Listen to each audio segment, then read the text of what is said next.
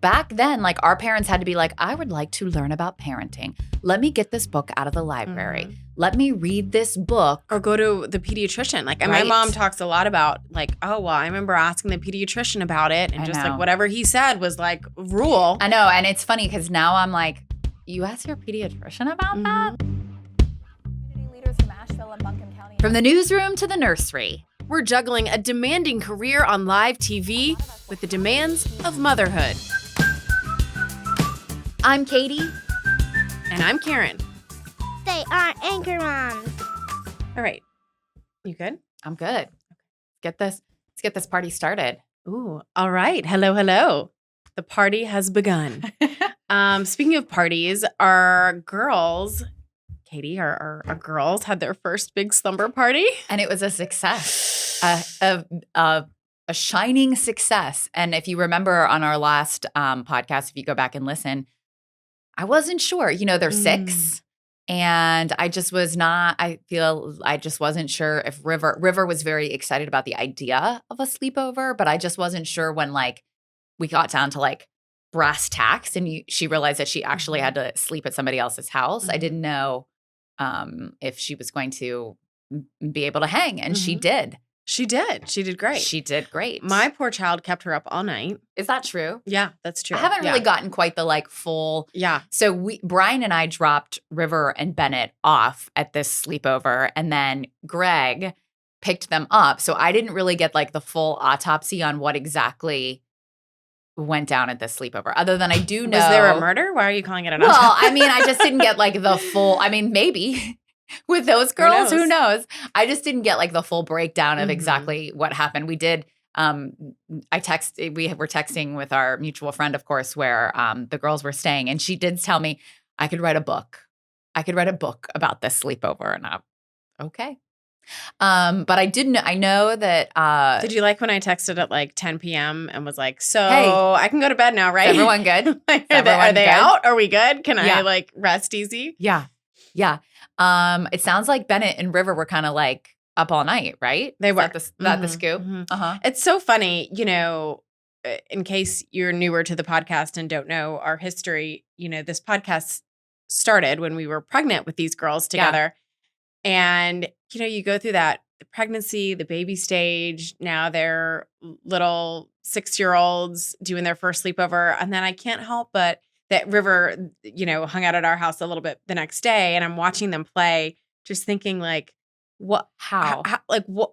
Well, not even that. I'm now thinking, okay, like someday they're going to be teenagers and they're going to be doing sleepovers, but like, are they going to be Sneaking out of the house. Sneaking out of the house? Like, what Stealing are the cars. conversations going to be like? I mean, it's just so funny to think about as your children grow. I mean, it's really cool, just as a side note, that they're such good friends. They are good and, friends. you know, get along so well. But it's just so funny to think about how this is going to evolve over time. And Well, and to your point, when you go through life, you don't always stopping to smell the roses and sort of like realizing how life kind of comes full circle. But as you're saying this, I'm realizing it. Like I remember when you told me you were pregnant with Bennett, and then like I remember when she was born, and this was sort of always the dream. We're literally living the dream. Our Living the girls dream.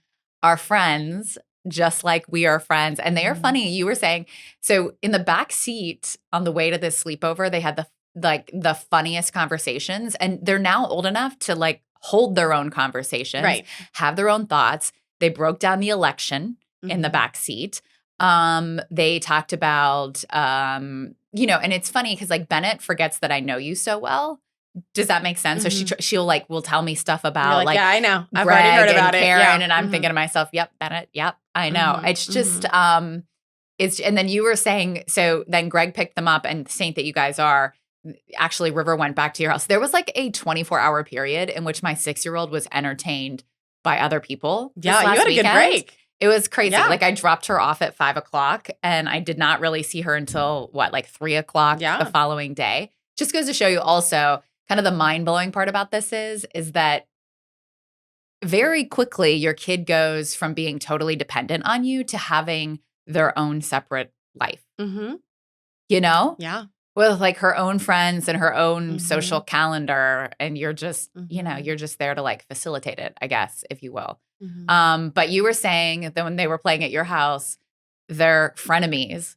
They Oh, they yeah. argue and snipe at each other. They're like, Bennett did this, River did this. And then like the next minute they're like, do you want to have another sleepover? But it was funny. They, like just so hilarious.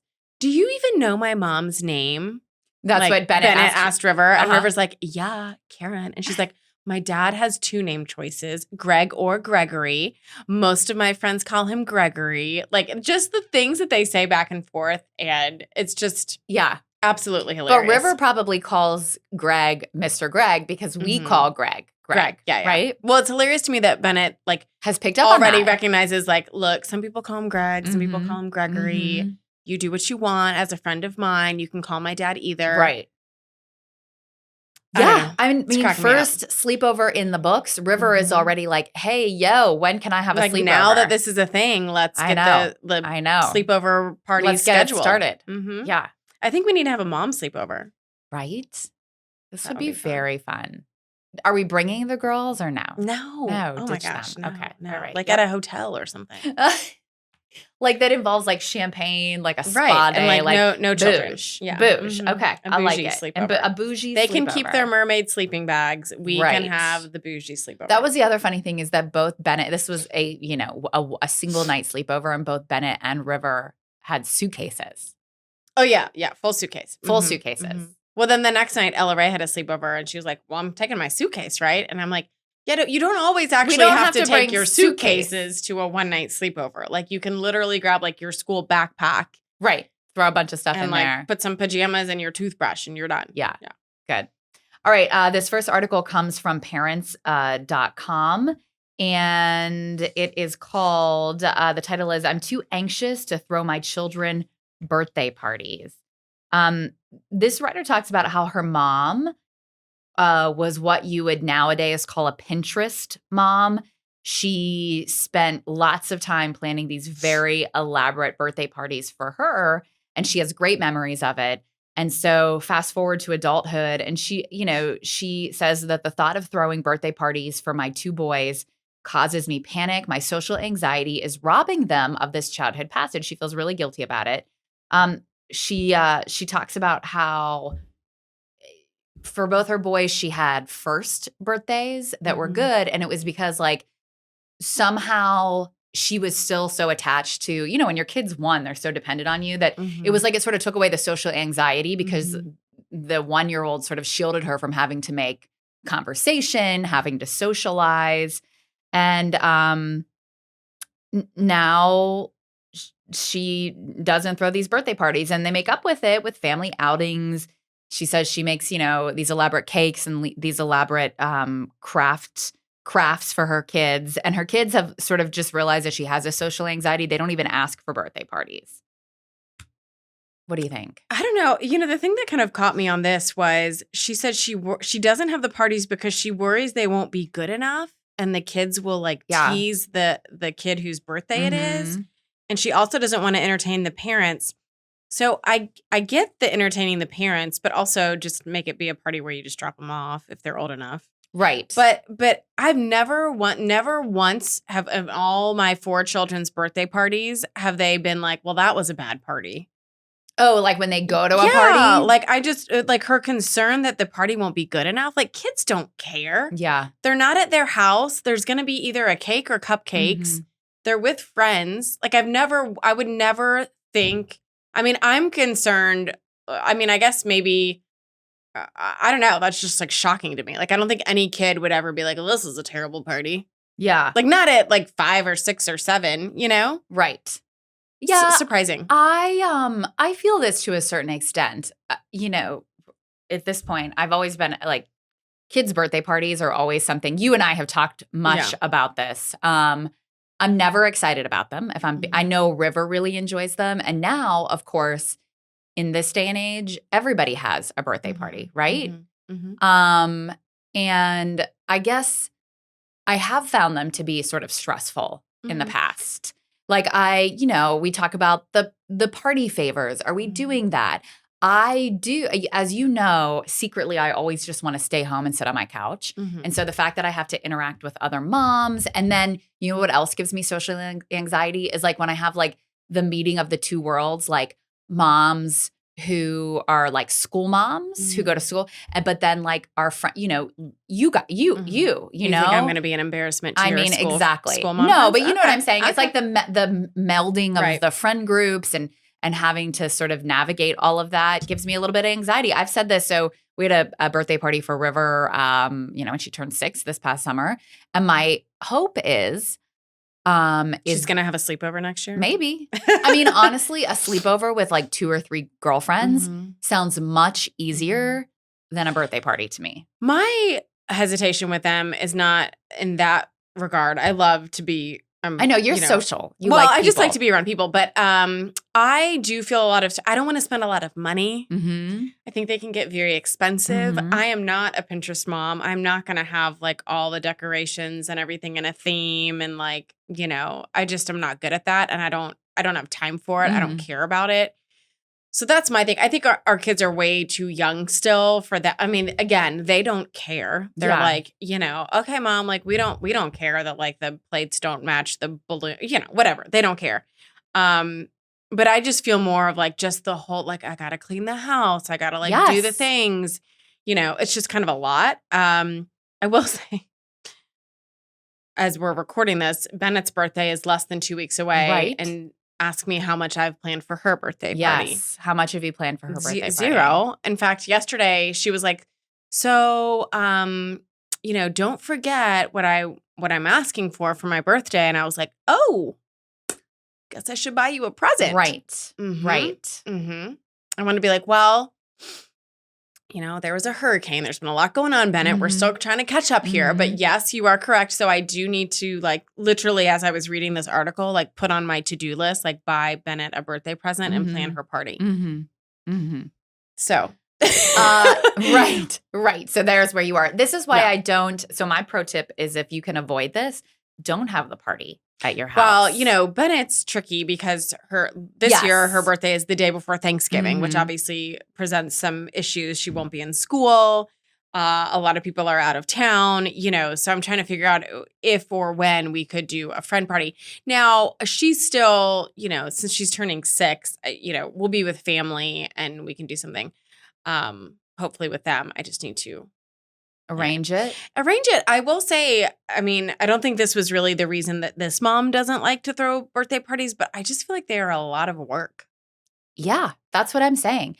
And this speaks more to sort of a little bit of the social anxiety about all of this. I also one of the issues in terms of expense and also having it outside of your house is that does force you sometimes to choose who, like you can't invite. Everybody.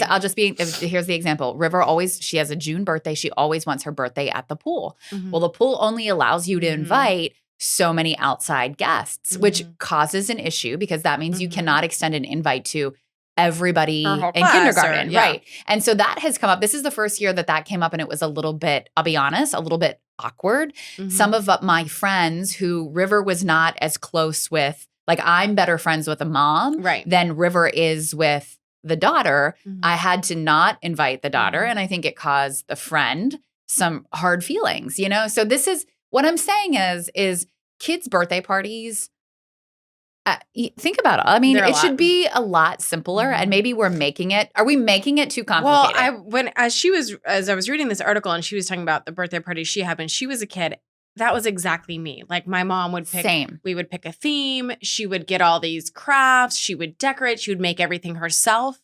So it was, of course, much cheaper. I never remember a parent ever being at any birthday party. Like it was just like you just dropped the kids off and we played. Yeah. And it was 10 girls. I always also feel like people were much less busy. Like now I feel like it's always like, okay, well, what weekend works for everybody? And like there's so much going on, and your kid says, I really want so-and-so there and so-and-so. And then like so-and-so can't come that weekend. It's just like a lot more coordinating and Yeah. logistics. I feel like when we were little, it was just, here's the day. Everybody came. But it might have been like that just because you were the kid. I have a funny feeling like River has no idea how much anxiety goes into these dang Right. Maybe. parties Yeah, maybe every I year. was just like blissfully showing up at my own party. Right. Like I had no idea what was going on. Like Madonna. Some of these I'm like, Mom, was that appropriate? We had like Madonna come dress as your favorite Madonna. And so like we had like the little girls who would wear I don't know. I mean, probably 5th and 6th grade. Okay. Yeah.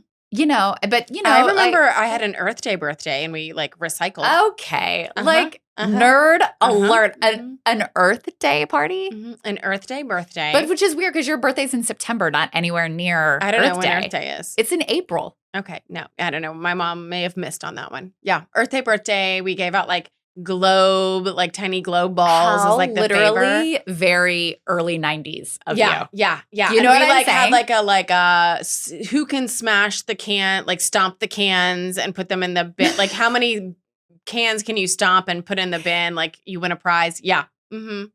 But Wow. Yeah. It's just so funny to think about the difference. But I don't know, like what are our kids going to say someday? I don't know. It's truly kind of terrifying because this is my problem is I'm not a Pinterest mom, but secretly I would love to be. But I feel like you are I've sort of accepted the fact that you give yourself more credit. You're more of a Pinterest mom than you think really? you are. Mm-hmm. Yeah. I just feel like your parties are always really nice. We went to, some of these, like even we went to a second birthday recently. Like a 2-year-old birthday? A 2-year-old birthday, sorry, yeah. And it was, I really wanted to be what are we doing? We're doing 2-year-old birthday parties that are out of this world? Out of this world. I really wanted to be to the mom. I mean, it was lovely and it was so nice. I really wanted to say, can I just ask you like the bottom line on this party? I mean, I'm guessing it was $300 to $400. That's a birthday party for the parents. Like a 2-year-old birthday party? Yeah. It's crazy. All right, this is a lot of birthday party talk. I feel like we should move on. Are you feeling anxious about the birthday party talk? Now I'm like, oh gosh, I gotta do something for my kid here coming up in a couple weeks. Okay, I have a mom's. This is a segment where we share something that we think might help you. I don't know, Katie, if this would be something for River. This is something that Ella Ray brought up. And if you have kids this age, so Ella Ray just started asking to like use Gregory's iPad to look things up, right? Mm-hmm. She's 9. She wants to do, I think they're starting to do research projects at school and she wants to do that at home. Of course, when we were out of school for a month because of the hurricane. And I am really hesitant. I'm like, well, I can't just like give her the iPad and she can just Google whatever she wants because of what if something bad comes up. So their school sent out some like safe sites, which I thought was really helpful. And just in case you're in this position or you have kids this age, Britannica Kids was one that is, some of them you have to pay for. Some of them during the hurricane, we were able to use them like with a school code, and kind of bypass that. But this one is free, but you can search anything in the little search bar. And it's literally like looking up, you're in the Britannica, you're in an encyclopedia. And it's super kid friendly, super easy to use. She loves it. And I feel good about it because I know it's, they're not going to put anything on there that she shouldn't see. And it is subscription based or not? It's not. It's free. Mm-hmm. Yeah. So I think you could probably pay for like a higher level upgrade or something. Yeah. Mm-hmm. But if you're just searching anatomy, Ella Ray's really into anatomy right now. You can look that stuff up and it's it's safe, it's good.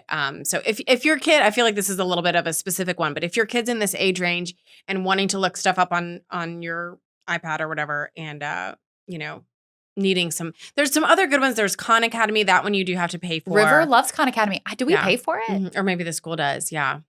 River likes Khan Academy. It's interesting when I was filling in here on the evenings a couple weeks ago when we were still, everybody was all the kids were out of school. This was a big topic of conversation amongst some of our other anchors here who have kids who are out of school. Like, okay, what sites are we using? What are we letting them get on? So I think it's a good thing to think about, especially as, they're only going to be doing more and more stuff online. Yeah. So anyway, Britannica Kids. Okay. Highly recommend. I like it. All right. The next article comes from news.com.au. So this is out of Australia. My millennial mates, as you can tell, because he calls them mates, my millennial mates think they're better at parenting than their own parents. This does not shock me whatsoever. No, I do like kind of the way the author runs through his. I don't know if it's a his or her. The Zoe. thought It looks process. like a Zoe. Girl. Okay. Okay. So anyway, she talks about how she gets a text from her mother-in-law, and she's or a friend gets a text from her mother-in-law, kind of complaining. Oh, she thinks she knows everything. We've all been there when parents are like, "You're doing it this way. Well, that's not how we did it." Kind of passively criticizing the way you're parenting. But she talks about just all of the changes since the way we were raised.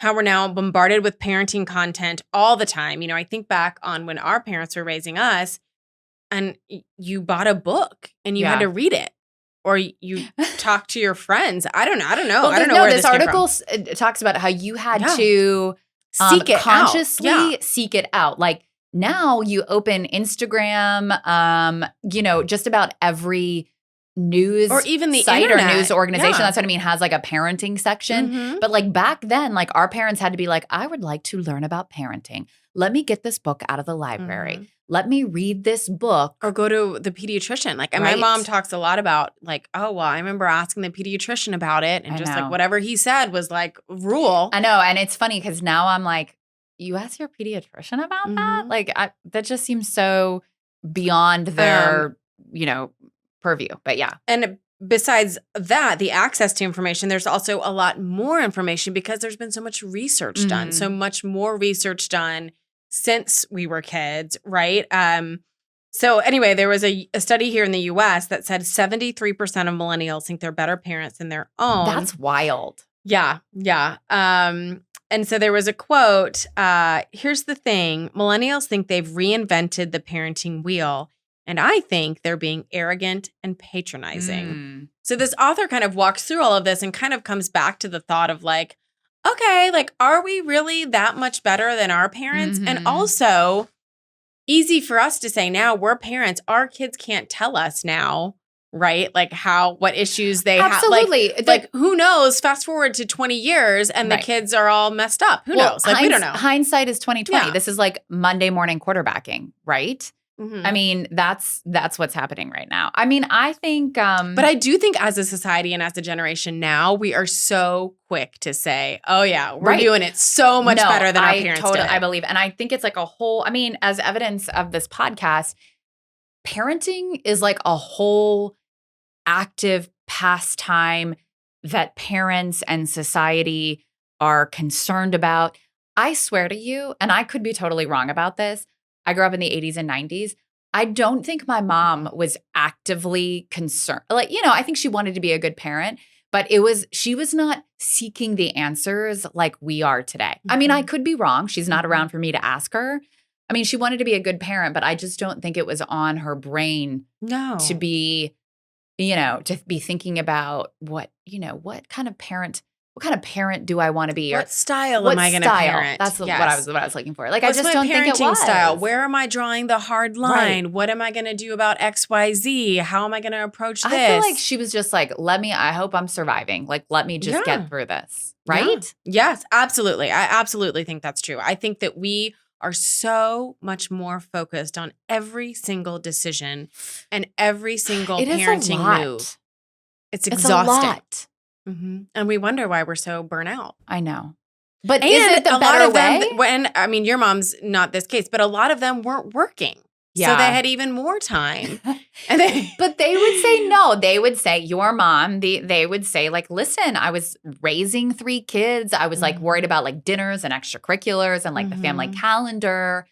My mom was working 2 jobs. And that's why I just don't think this is not, I mean, she loved us. I had a great childhood, but I'm just telling you, like, I think for her, it was totally literally like, we've got to like get through the day. Like, I don't do your homework or don't do your homework. That's like your responsibility. And if like you don't get good grades, you have nobody to, blame but yourself.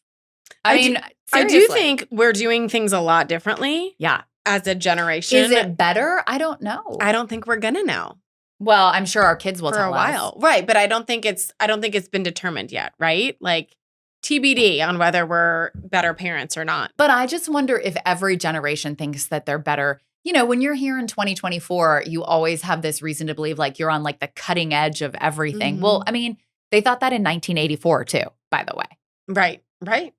You know, you think you know, you think you have all the research at your fingertips. And like, I mean, you have all the research at your fingertips for 2024, but like wait till like 2040, they'll have even more research, you know? Who even knows? Social media will be like something that you think about in your head and will like pop up, I don't know, in your brain. I don't know. I can't think about that. Just saying. Do you think that you're parenting better than your parents? Are you part of that like 73%? I don't know. I think I'm trying to do things better. But then I will be honest, I look at my children and some of their behavior and I'm like, I didn't do that. Except I know your kids and your kids aren't poorly behaved. No. I don't know. I don't know if I would say that I am. I think I'm trying to do things differently. I think the jury's still out on whether I think that it's working. What do you think? Yes and no. I just feel like, just what I said, that I am more intentional about parenting than my mom was. But I do agree with you that I just will have to just wait and see. I think the proof will be in the pudding. What does River think when she, 20 years from now? It's kind of scary, actually. It's very scary. Yeah. All right. This third article comes from Metro. This is also a UK article, metro.co.uk. And the title of this one is "A Teenager Gave Me Some Parenting Advice That Left Me Speechless." So this woman, I think she's on the bus, she's on the train, she's somewhere on public transportation, and she has her daughter with her, and a stranger tells her— who's like, I think 2 or 3, right? Yes. Like little, like toddlerish. A stranger tells her like, oh, you have to have at least one more kid. And then the teenager the woman who told her that's own child, granddaughter, I believe the granddaughter. Okay. Yes. Okay. Says, agrees like, yeah, otherwise this one will grow up to be spoiled and horrible. And the writer here is so surprised she doesn't even know really what to say. And she is also surprised that 2 women of 2 different generations both have this opinion. And she talks about how everywhere she goes, she gets lots of questions about like, when will you have another baby? Are you going to have another baby? Do you have kids? How many kids do you have? And she also talks about, and I have seen this myself, especially on social media forums, like I'm thinking about Facebook forums, where people are always looking for reassurance about whether or not, hey, like I'm thinking about having another baby that is 3. Is that a good number? 3 kids, 4 kids, 1 kid. And, and we talk about this as well. We've talked about this on the podcast before, that the right number is obviously whatever you come up with for your family. It turns out she wanted I think she said she wanted 3 kids. Her and her husband wanted 3 kids, but she ended up having a really traumatic birth and some postpartum. And it sounds like she hasn't totally shut the door on having a second kid, but she's sort of taken aback that people would ask this question or say such rude things. And I think she sort of wonders, like, why do people do it, and where do they get the confidence to do it? Yeah, and it talks about this whole like spoiled theory is cruel and false, which absolutely is true. Like, there's no, oh, you have this many kids, then your kids are going to be this. You have this many. Yeah, like there's just ridiculous, obviously. She also talks about how very clearly it's not always up to us. You may want a lot of children, but can't have that many children, or, there's just so many things at play. I was trying to think as I was reading through this, what is like a comparable scenario to this? Like it feels so ludicrous that someone would press this on someone. What is another example of this? And the only thing I could think of really is like a stranger being like, so exactly how much money do you make? Like just bizarre things, or, so how is your marriage? How often do you fight with your spouse? Like things that are just so personal and individual and sensitive that are things that you would never ask a stranger. But yet, why is this one okay? Yeah. Right? Like there's other things that you just don't ask people. I'm just here to tell you that people ask it all the time Yeah. in the most benign ways because people ask me all the time. And I do think it's something like, I don't know. I do think that I'm trying to play the devil's advocate here and think that sometimes maybe people are just making conversation. I know. Don't do it. I'm just here to tell you, don't do it. But I think that especially this when they're like, not just mentioning something or asking or even saying like, oh, do you have other kids? Which is, maybe a benign question, but then to like keep pressing and be like, no, like you have to, or else they're going to be this or that. Like, stop. I know. I'm just going to go out on a limb and this is like an unpopular thought, but like, I wouldn't even ask like, oh, does River have siblings? Is River an only child?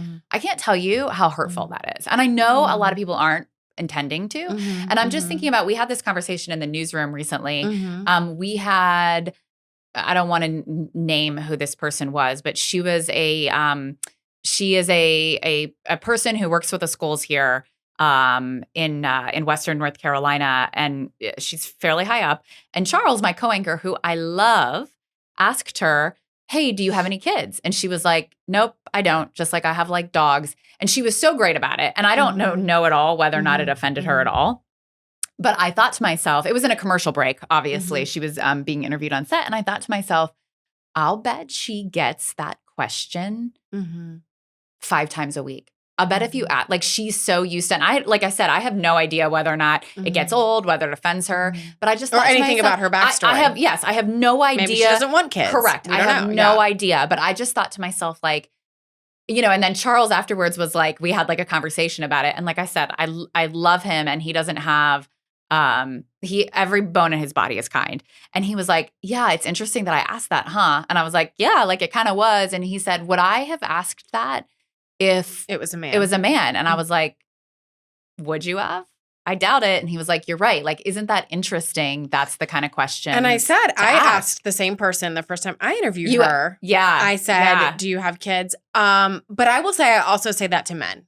Yeah. I say it to anybody. Yeah. And for me, it's just kind of a conversation starter when we're and obviously something you have interviews. 4 kids. And so you're like, this is a great conversation starter. Yeah. But yeah, it is interesting and kind of like made me think like, oh, should I be asking that? And I can't promise you that every person would be offended like I am. I'm just telling you that. I just from my perspective, just because it's so it's just such a sensitive spot for me. Like I have just shied away from asking, unless somebody, if we're having like a conversation about it, like one-on-one, and it's a topic of conversation that this person is willing to share or wanting to talk about, then I'm happy to talk about it. But I just don't ask that question because asking people about how many kids they have or if they have kids, it feels like such a loaded question to me. It has the potential to be such a loaded question. You can tell me I'm wrong. I think your opinion is how you feel about it. I don't think there's a right or wrong. I will say, I feel like we know a lot of people who have one child, whether by choice or not, doesn't matter.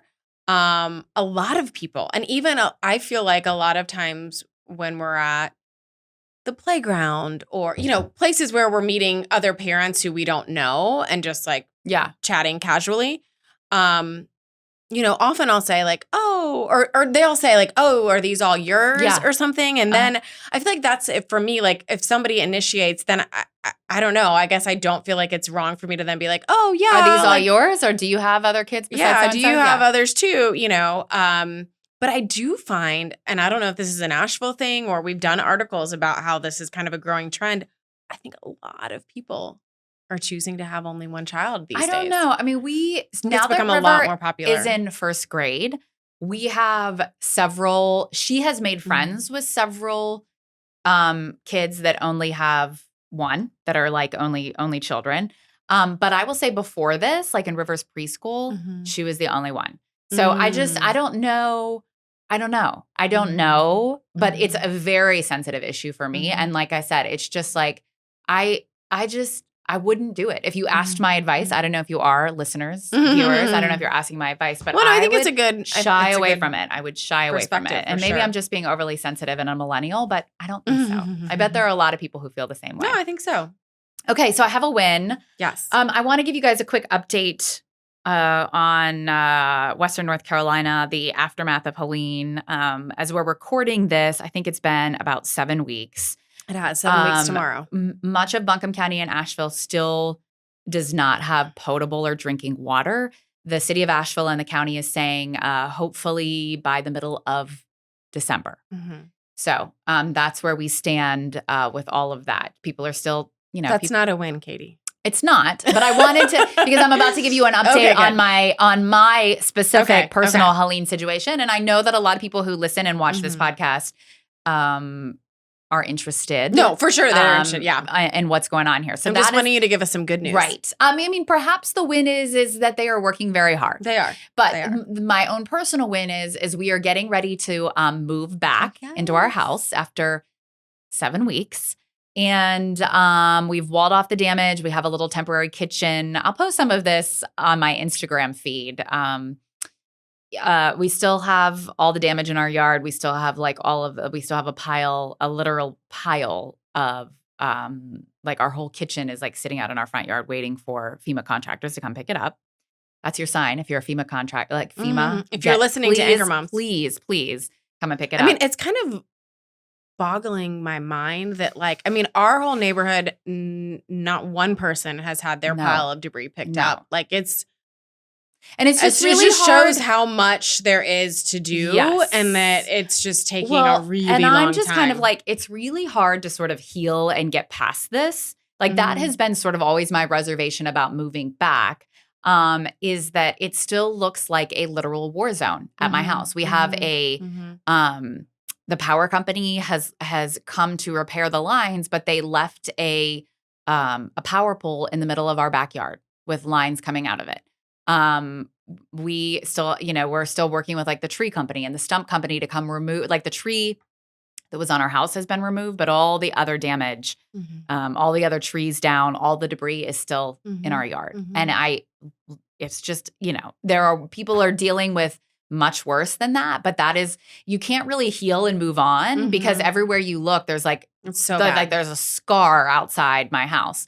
All of that to be said, we've decided to move back. It's River's involved in a lot of extracurriculars in our neighborhood, and the trek back and forth from the rental house to school has just been terrible. Also, we should say, because we were talking about this and we've experienced this as well, the traffic through our area is like double what it normally is because there are still pieces of the interstate surrounding Asheville closed down, which is rerouting tons of people through Asheville. Yeah, and there's still heavy machinery. People are hauling heavy machinery. They're hauling potable water. Traffic in Asheville has always been sort of the bane of people's existence if you live here, but now it's especially bad. So anyway, we're moving back to our house. And honestly, talk to me in a couple of weeks. I might feel differently. I'm really excited about it. I'm happy. I'm excited to put up our Christmas decorations in our own house. I know it's going to look not what it's supposed to look like. I'm just excited to sleep in my own bed. I'm excited for our dog and our cat to sort of be back where they belong. Yeah. It's big. It's big. It's big for us. Yeah. We're going to start construction here soon after Christmas, probably February or March, and then move back out. But I'm hopeful that by then, perhaps the debris is cleared up, and I'm excited because might have water. Yeah. Water would be nice. We have water for showering. But that's really for about it, right? Like, what else can we do with the water? Yeah, we're like running our dishwasher. Yeah. But we're not using it for any sort of But you're like drinking, sanitizing cooking. it with the dishwasher. You're sanitizing your dishes and the water with. Right. Yeah. So yeah, it's still, I think, it's funny. I said something to a friend who doesn't live in Asheville the other day, and she was like, wait, she's like, what are you doing? I was like, oh, I'm stopping to get some, stopping to fill up our jugs with potable water. And they were like, what? Like, that's still going on? Yeah.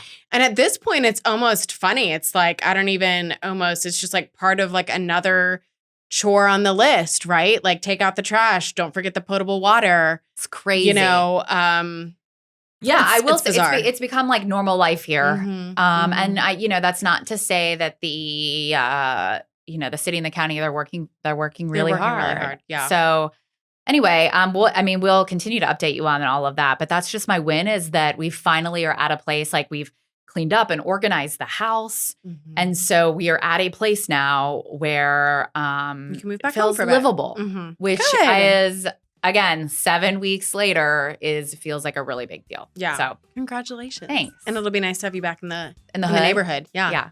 All right. We hope everyone has a great week. Don't forget that you can watch us on YouTube if that suits your fancy. You can also comment there. Mm-hmm. Reach out to us on Instagram, Facebook, all the things. All of the things. Have a great one. Bye, guys. Anchor Moms is a Sinclair podcast produced out of WLOS in Asheville. We're your hosts, Katie Killen and Karen Zakalek. Anchor Moms is edited by Matthew Yates.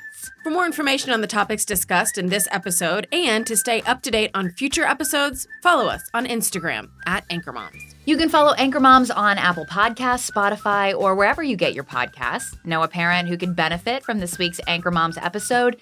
Your recommendations help our show to grow, so spread the word.